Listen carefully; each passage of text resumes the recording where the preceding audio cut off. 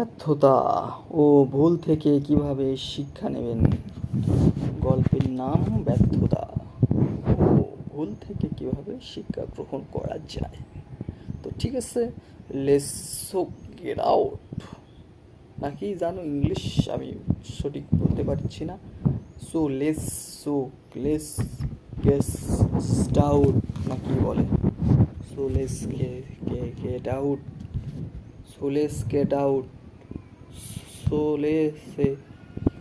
যাই হোক, হবে না আমার দ্বারায়। তো চলেন বাংলাতেই বলি, চলেন তাহলে শুরু করা যায় গল্প। হ্যাঁ, ব্যর্থতা আমাদের জীবনে আসবেই, তাই বলে কি আমরা হাত পা গুটিয়ে বসে থাকবো? মোটেও না। মানুষ বলতেই সফলতা ও ব্যর্থতার মুখোমুখি দাঁড়িয়ে থাকবো। নিজেদের দক্ষভাবে পরিচালনা করার দুরন্ত সাহস সঞ্চয় করা। ব্যর্থতা জীবনে আসবেই, কিন্তু আমাদেরকে ব্যর্থতা প্রতিহত করে সাফল্যের পথে পরিচালিত করার অনুশীলনে যোগ দিতে হবে। বাস্তব জীবনে আমরা নানান প্রতিদ্বন্দ্বিতা যোগ দিই। কেউ বিজয়ী হয়, আবার কেউ হেরে যায়। হেরে যাওয়া তো প্রত্যেকের জীবনের অবিচ্ছেদ্য অঙ্গ। ব্যর্থতা নয়, ব্যর্থতা প্রতি আমাদের নেতিবাচক মনোভাবই আমাদের জীবনের শত্রু।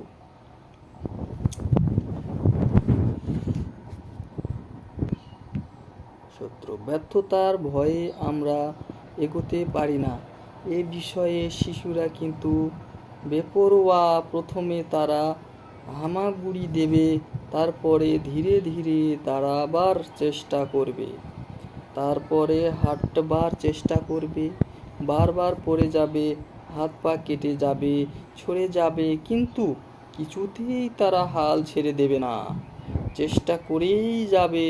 তারপর যখন হাঁটতে পারবে তখন দৌড়াতে শিখবে, উঁচুতে উঠতে শিখবে, পড়ে গিয়ে হাত পা ভাঙবে, তারপরও তাদের ফেরাতে পারবেন না।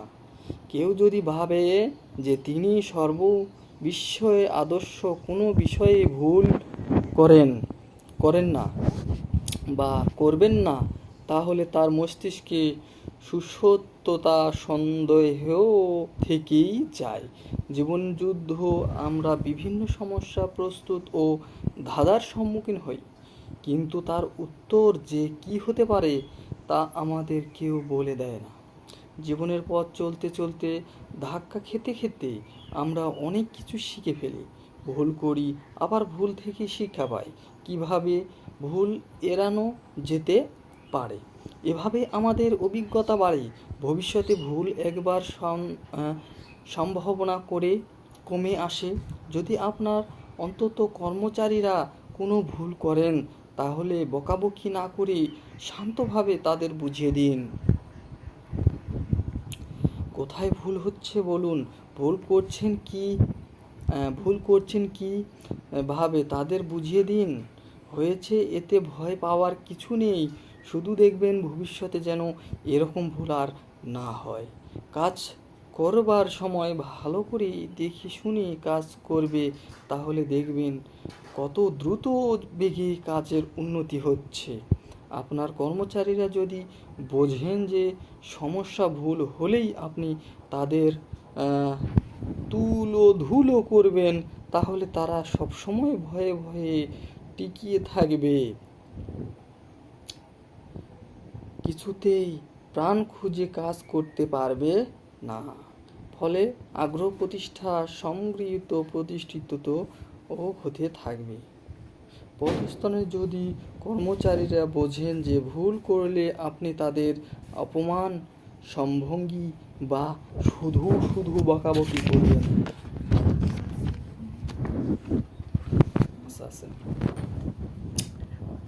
কোথায় তারা ভুল করেছেন সেটা বুঝিয়ে দেবেন তারা মনের আনন্দে কাজ করতে পারবে। এতে ইতিবাচক পরিবেশের সৃষ্টি হবে। তাতে অনুগ্রহ প্রতিষ্ঠানের উৎপাদনশীলতা ক্রমেই বাড়তে থাকবে।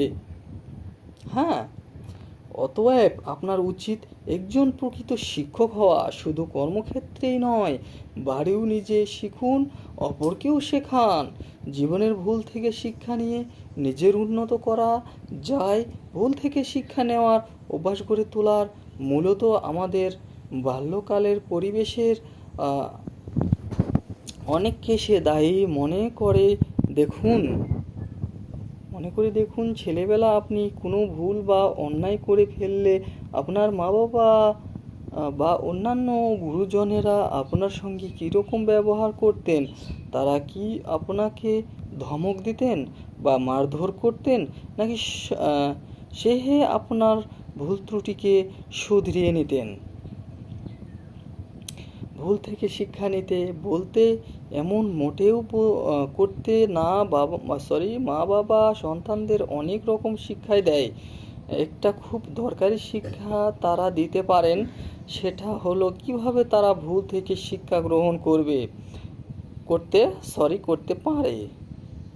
যদি তারা দুধ খেতে গিয়ে গ্লাসটা হাত থেকে ফেলে দেয় অথবা পরীক্ষায় কম নম্বর পায়, তাহলে বাবা মা হিসেবে আপনি তাদের সঙ্গে কী রকম ব্যবহার করেন? অনেক সময় আমরা মা বাবার নিজের জীবন সংগ্রামের জেরবার হয়ে তাই নিজেরা কোনো কর্মকার্য হলে নিজেদের উপর অকারণেই লিপ্ত হয়ে উঠি।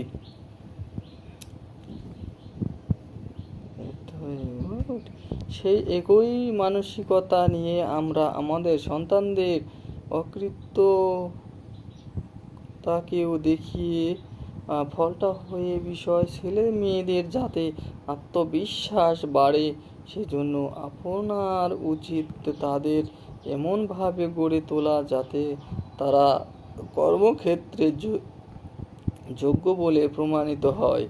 অনেক সময় যোগ্য ব্যক্তিরা ভুলও করেন। সাধারণ লোকদের সঙ্গে তাদের পার্থক্য হচ্ছে এই যে, যোগ্য ব্যক্তিরা ভুল করলে মাথায় হাত দিয়ে বসে পড়েন না বা নিজেকে অথবা অন্যকে দোষ নিয়ে কালক্ষেপ করেন না। তারা বিশেষ করেই ভুলটা কেন হলো, কি করলে ভবিষ্যতে আর এরকম ভুল হবে না, সম্ভাবনা থাকবে না, তারা ভুলটাকে কাজে লাগান, তার থেকে যতটা পারেন শিক্ষা নেন।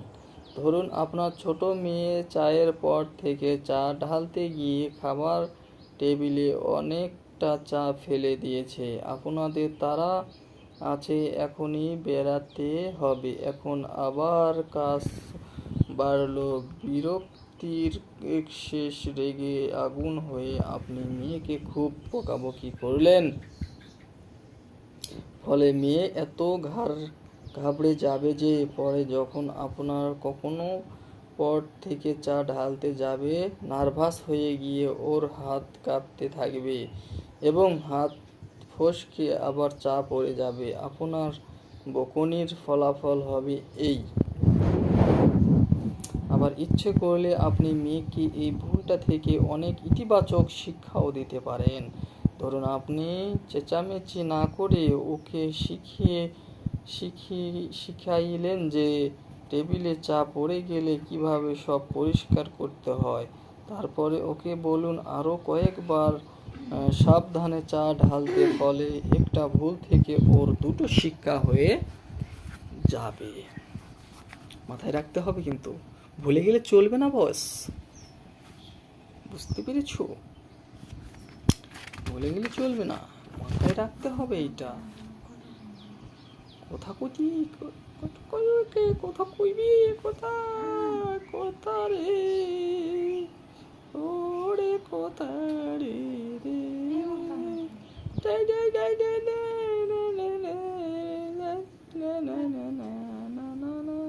জঙ্গু জঙ্গু জঙ্গু জঙ্গু জঙ্গু জঙ্গু জঙ্গু জঙ্গু জঙ্গু।